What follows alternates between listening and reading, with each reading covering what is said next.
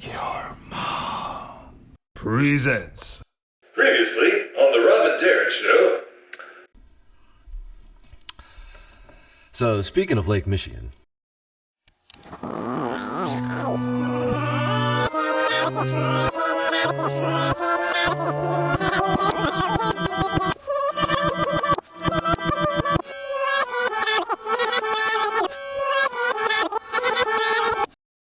The Nuge says buckle up.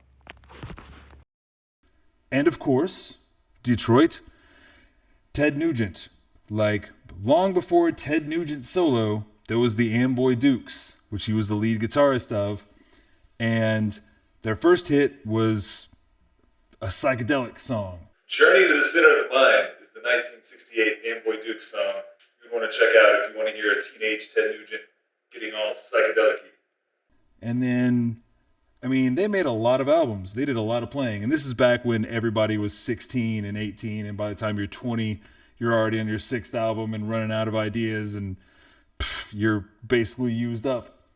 But the Amboy Dukes, Ted Nugent was their lead guitarist, band leader. Not the lead vocalist, you know? Right. Not at all.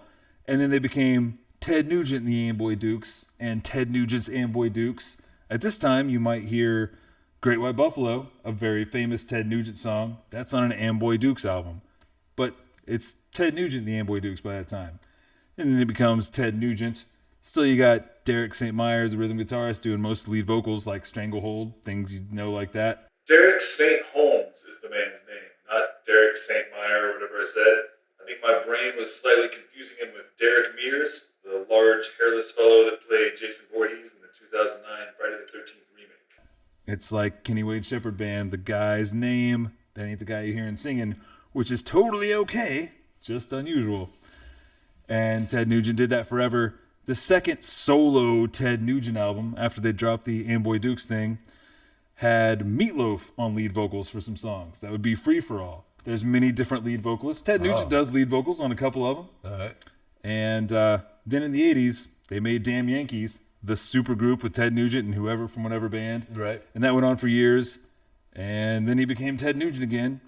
Went on to have a lot of political controversy. And Tommy Clufados, future Ozzy Osbourne and Rob Zombie drummer, on a lot of his solo albums that are better than they have any right to be musically and cringy as shit to listen to.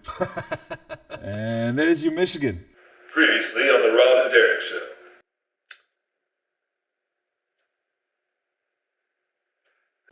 Word. Hey, that was a great Michigan, man. That was a lot of names and things and bands and shit that I've never heard of. Can't say that now.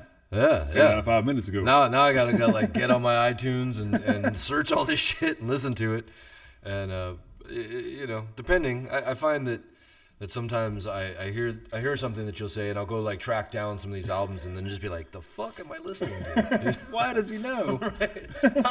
Why did he tell me? I can't unhear this. I was better ignorance.